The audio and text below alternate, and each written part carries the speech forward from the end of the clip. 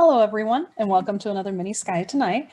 So a topic I wanted to cover over today is to kind of explain the different types of eclipses, a lunar eclipse and a solar eclipse. Those two terms are often in exchange with one another, so I wanted to go over some of the details of how we get an eclipse, the difference between the two, and to kind of give you a heads up of when the next eclipse might occur. So let's dive into it. So let's look at some of the basic facts. Let's take a look at the two components that are usually involved with an eclipse. The first one is the sun. Our sun is incredibly huge. Even though it's an average sized star, it's really big. In fact, our sun is so big that 1.3 million Earths could fit inside the sun. It's huge. But since it's so far away, it looks relatively small in our sky. In fact, it's 400 times farther away than the moon is from the Earth. So it kind of looks roughly about a half a degree in the sky. And the reason being why we measure in degrees when it comes to looking up at the sky is because sizes vary tremendously depending upon how far away they are. So in astronomy, when we look at something in the sky, we don't measure by how long it is in the sky, we measure by its angular size. The next component is the moon. Our moon is roughly about 1/4 the size of the Earth. So it's like comparing a baseball to a basketball. So we got a decent sized moon, but compared to the sun, it's incredibly small. In fact, here's just it's not a distance scale, it's a rough size scale, just to show you how tiny the Earth and the moon and the sun are compared to each other. So our moon and Earth is extremely tiny compared to our large star, the sun. But because of their distances and their relative sizes, it works out to where they're both a half a degree in the sky. They look roughly about the same size. So here's an image of the moon and the sun in the same view. And yes, you can see the moon in the day. Many people believe, oh, you only see the moon at night, when in actuality, you can see the moon in different times, depending upon where it is in its orbit. So it is possible to see a new moon, but it's really, really, really hard to do so. But you can definitely see the moon when it's in its crescent phases close to the sun, as you can see in this image here. That little dot right above there, that little bright star, is actually the planet Venus. So how do we get the different phases of the moon? Many people think, and it's a common misconception, that we get the phases of the moon is because, oh, the Earth's shadow goes on to the moon, or there's a physical dark side and a light side of the moon. In actuality, that's not the case. Just to show you kind of the images over here, the image to the left is the near side, the side that we can see from the Earth, and the other picture is the far side of the moon. So as you can see, the far side is much lighter in terms of its physical appearance than the near side of the moon. So I'm sorry, Pink Floyd fans, there is no such thing as a dark side of the moon. All sides of the moon eventually receive light. And here's how. The moon is what is known to be in a synchronous orbit, or it's tidally locked, meaning one side of the moon always faces the Earth. So it rotates at the same rate it revolves, meaning that as it goes around the Earth, it slightly turns to where always one side faces the Earth. And that's the side that we see, the beautiful faces of the moon, like the man in the moon or the woman in the moon. So those dark areas that you see on the surface. In fact, those dark areas are what are called Maria, which is a Latin term for seas, because the ancient mariners thought, oh, there's oceans on the moon. So as you can see in the diagram below, this is how we get the phases of the moon. It's based upon where the moon is in its orbit and its relative position to the sun. When the moon is close to the sun, the shadow of the moon, the shadow from the light shining on to the moon, is covered by the near side. So think of it kind of like you and your friend are standing next to a fire.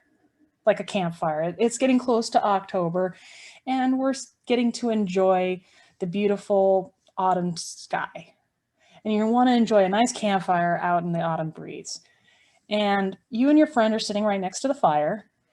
And if your friend stands in front of you, you see the shadow of them because they're in front of you. If they're to the right or the left of you, you see half of them illuminated by the campfire, but their backside is still dark.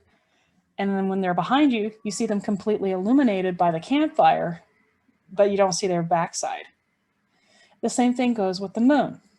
And a good way to test for this is like just take like a tennis ball and have like a bright light shine and then rotate the moon around this bright light. And you'll see the different phases of the moon.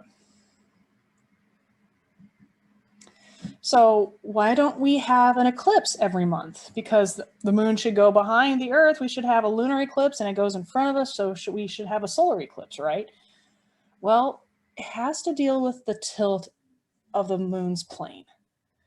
The moon is tilted 5 degrees above the equatorial plane, or the plane that all the planets go around the sun on. Because of this 5-degree tilt, as you can see the relative distance and size down below, sometimes the Earth's shadow can cross the moon, sometimes it can't. It's only when the path of the moon crosses the ecliptic plane. And when it crosses the ecliptic plane in such a way that the sun and Earth and moon are in alignment. So it happens not very often. It takes a lot of precise timing to get it to where they all are in alignment. So that's why we don't have an eclipse every month. So what are the different types of eclipses? The first one is a solar eclipse. The best way to remember like what eclipse it is, think about what's being covered. In a solar eclipse, our view in the sky, it looks like the sun is being covered up by the moon. So that's called a solar eclipse. So that's where you have the sun, the moon, and the Earth are in alignment. And the moon casts a shadow on the Earth. A lunar eclipse is where you have the sun, the Earth, and then the moon. And the moon is being eclipsed by the Earth's shadow. So that's why it's called a lunar eclipse. So here's a unique GIF of a solar eclipse. As you can see, the shadow of the moon going on the Earth is relatively tiny. So you have to be in just the right place in order to see a solar eclipse. Whereas for a lunar eclipse, as you can see in this diagram here, a good portion of the Earth that's in the nighttime side will get to see the lunar eclipse. Whereas in the solar eclipse, there is a specific place and time to where the moon's shadow crosses the Earth. So let's look at the different types of eclipses. A partial eclipse occurs when part of the sun or the moon is covered. It kind of looks like a bite is taken out of it. So as you can see to the image of the left, that's a partial solar eclipse. And we got to see one here in San Antonio a few years ago. The next type of an eclipse is an annular eclipse. This kind of only applies to solar eclipses. An annular eclipse deals with where the moon doesn't completely cover the sun. And it kind of leaves this ring around it, or the proper term, an annulus, hence why an annular eclipse. So what causes an annular eclipse? Well, not only is the moon's orbit tilted, it's slightly elongated. And since it has, or in the technical term, it has a high eccentricity, meaning it's kind of like very oval. Since it has a unique eccentricity or an oval shape, it looks like sometimes it's close to the sun, sometimes it looks like it's farther away from the sun. And during those times where it looks like it's farther away from the sun, that's when we start to get an annular eclipse, because it's far enough away from the Earth to where the moon isn't completely covering up the sun. It's like basically taking your fist and completely covering up a light and then moving the fist closer to the light, and it looks like, oh, you haven't completely covered it. Same idea. So when it comes to an annular eclipse, the image over here towards the right, when you're looking at the red dot, the circular or the oval path with the red dot closest to the sun, that's kind of where you get an annular eclipse. Whereas its counterpart over here towards the far right, if the red dot was close to the Earth and in between the sun and the Earth, that's when you start to get a total eclipse. Now let's go to the moon. The moon has something similar, but not quite. A penumbral eclipse of the moon is when the moon goes into the lighter part of the Earth's shadow and appears slightly darker. It's not a total lunar eclipse, but it's kind of a shade darker.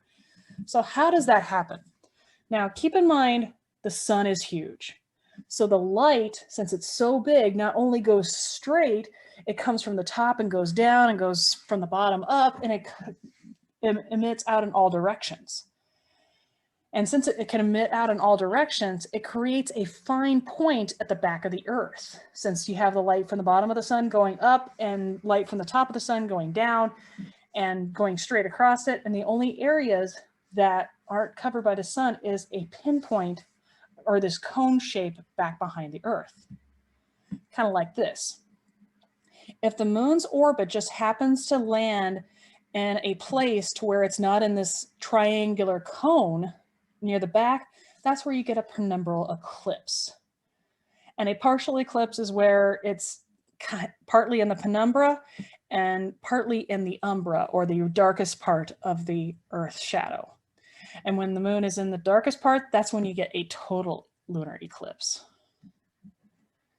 And of course, total eclipses is when the moon is completely covered by the Earth's shadow for a total lunar eclipse, and a total solar eclipse is when the sun is completely covered by the moon. So here's kind of a map of some of the total and annular eclipses of the sun that you can take a look at to see which one's coming close to you. For us here in San Antonio, the next total solar eclipse is going to happen in April of 2024. So mark your calendars.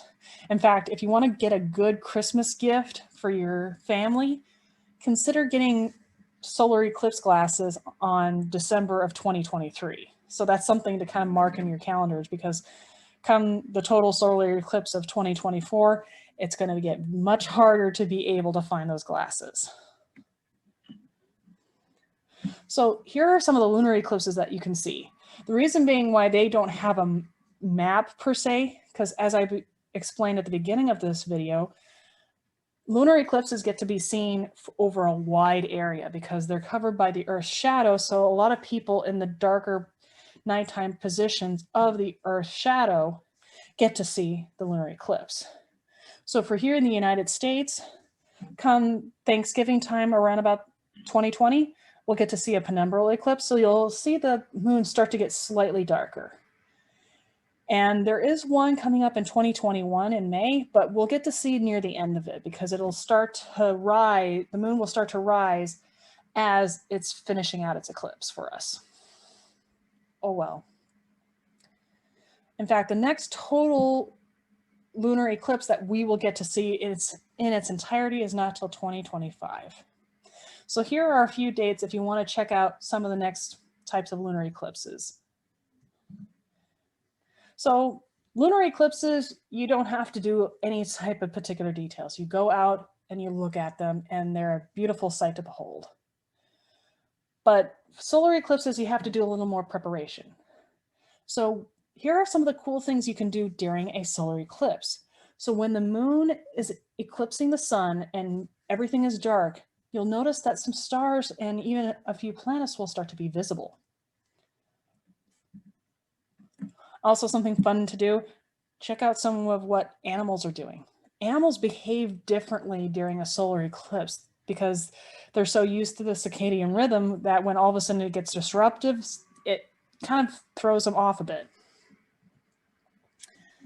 So when you go towards a total solar eclipse, here are some of the things that you need to bring. You need some sunglasses just for the day, but don't use sunglasses to look at the total solar eclipse. You need solar glasses. but have some sunglasses for when you're not looking at the total solar eclipse. You'll need a hat, you'll need some sunscreen, because even though the sun is going to be eclipsed, you still need to protect yourself, because some of the sun's radiation is still coming towards the Earth. Bring a picnic blanket or a chair to sit on in a nice open area. You'll want to have water because you don't want to get dehydrated, and maybe a few snacks, but just obviously make sure to clean up after yourself. So here are the things that you can use to observe a solar eclipse. Some good quality solar eclipse glasses. And make sure that there's no dings or anything, and they're not some offshoot brand, that they do come from a legitimate source. You can use a telescope with solar filters. So chances are, if a person has a telescope set up and they have a solar filter, they have a good solar filter. And you can look for online what a good solar filter is from reputable sources for your particular telescope. Also, something to consider looking into if you're trying to go on the cheap end is a pinhole telescope, where basically you take a sheet of paper and create a nice little hole in it, and then you put another sheet of paper down on the ground. And you line the papers up to where you can see the sun through the pinhole. And you get to see the solar eclipse happen through that little pinhole. So here's how to properly use eclipse glasses and to check for them. First off, make sure that your glasses don't have any defects, like there's no scratches, there's no damage to them, that the film inside them is not flimsy and can fall out, and or it has visible lines through it. Before you look up at the solar eclipse, sit down with your body facing towards the sun, but do not look at the sun quite yet. Close your eyes and tilt your face towards the sun to where you can feel the warmth of the sun's rays. And then gently put on the glasses. And then open your eyes and then gently look around until you can see the sun. You'll basically see kind of like this orange circle as it's starting to get eclipsed. And then of course, when you're removing your glasses, close your eyes, look down at the ground, take them off. And of course, don't move around while you're wearing the solar glasses, because you may not be able to see through them. I can't count to you the number of times I've seen people trip over themselves. And be sure to inspect your glasses before looking at the sun, because you don't want to damage your eyes. Do not use these. I can't count to you the number of people that said, well, what if I can use this? Or what if I can use this? And I wanted to point this out because it's so important to protect your eyes. So the first one is sunglasses. You cannot use regular sunglasses that you can either get from an eye doctor or just off the shelf from your everyday store. These do not work. So do not use these. They can be used for looking at stuff during the day when you're not looking directly at the sun, but you cannot look directly at the sun with these. I've asked people, can they use color film? Don't use color film, because eventually it starts to bleed through, the light starts to bleed through, and eventually the color film starts to evaporate over time. I've even somebody asked me, can they use floppy disks? And no, don't use floppy disks. If you don't know what they are, don't use them. Don't go looking for them.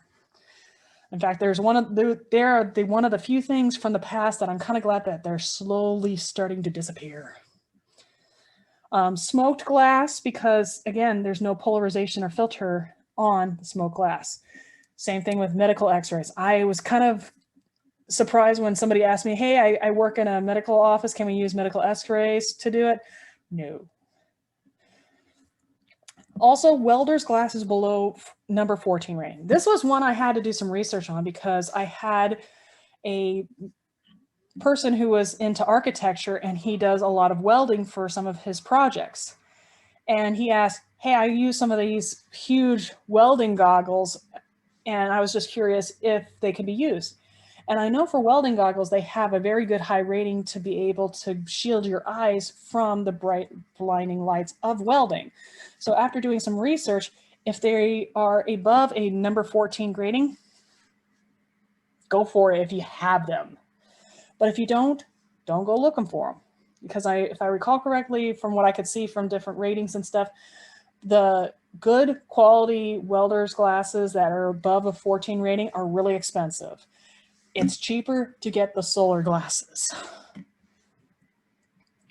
So why is it so important to tell you don't look at the sun directly or to use these bad examples of looking at the sun?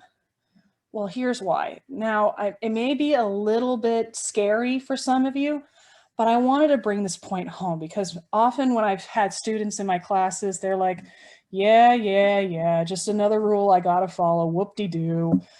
Well, I find it more engaging when a student gets to see why it's so important. Not a, oh yeah, this is just another rule I'm gonna have to follow. But when they actually see the damages that can be done, it kind of strikes a little closer to home for them. And they're like, okay, yeah, I won't do it, but now I know why. So here's the reason why you don't look directly at the sun.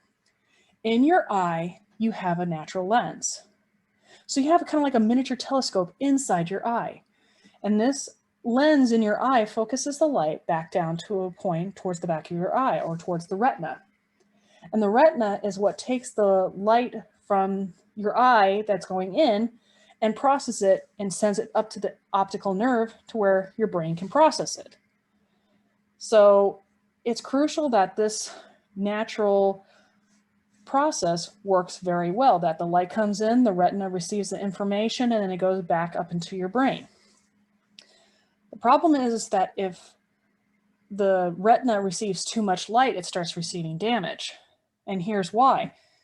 Again, the lens, when the light is focused to a point and there's so much light, it becomes intense and it starts to heat up.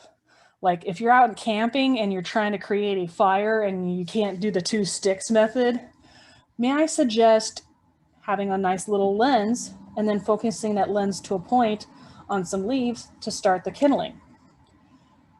Whereas that's kind of what's happening in your eye too.